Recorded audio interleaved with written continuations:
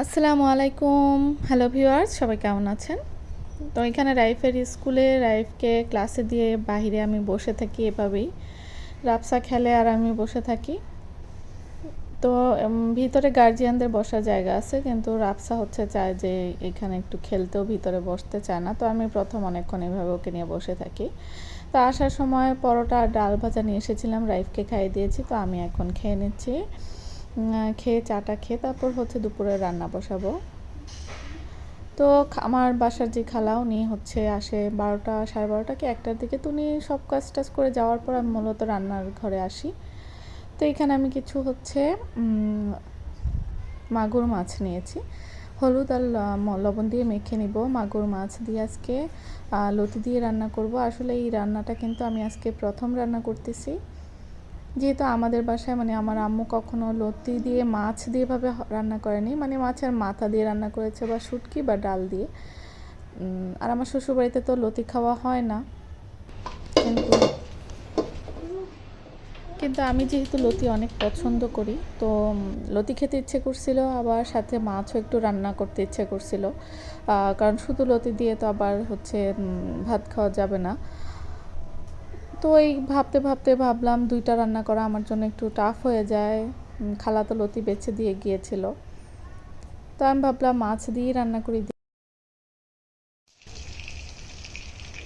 কারণ ছোট বাচ্চা নিয়ে কিন্তু আসলে 4-5 পদের রান্না করা সম্ভব না। এক পদে রান্না করতে অনেকটা সময় নষ্ট হয়ে যায়। এই রান্না করার সময় রাবসা আমার পা ধরে কান্না করতেছিল।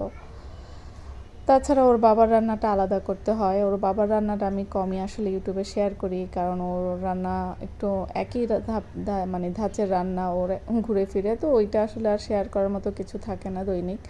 তাই আমি করি না, ওইটা আলাদা করে নিই ঝটপট।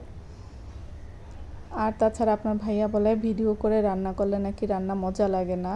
তো ওর রান্নাটা বেশিরভাগ সময় আমি অফ ক্যামেরায় করি।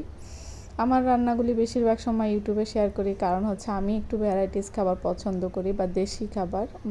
ওর বাবা সেটা না, ওর বাবার সে একই গদবাঁধা একই খাবার ও দৈনিক খাইতে পারে আসলে।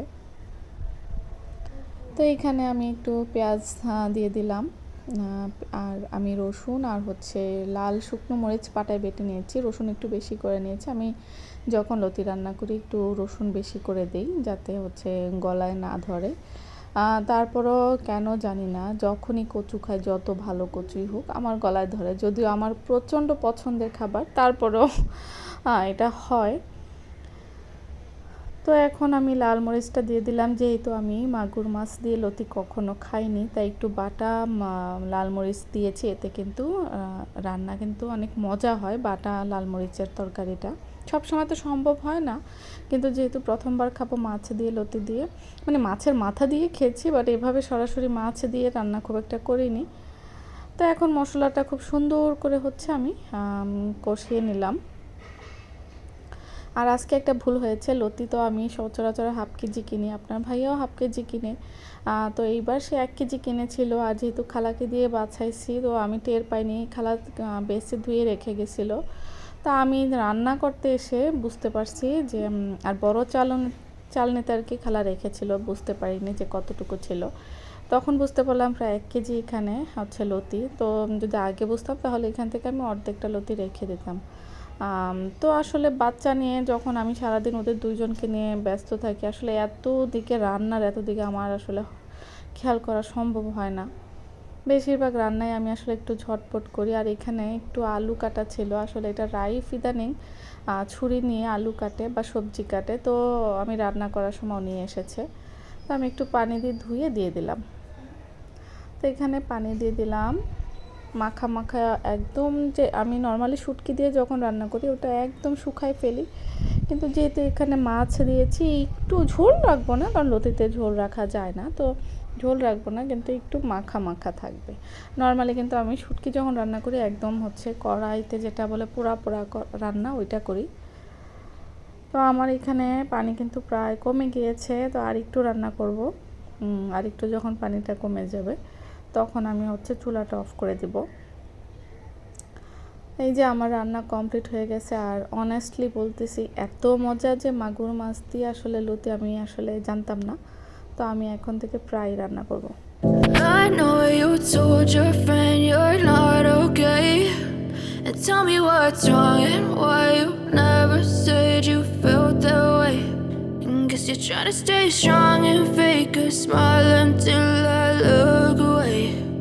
But I've known you too long, it hurts to watch your blue eyes fade to gray as you fade away,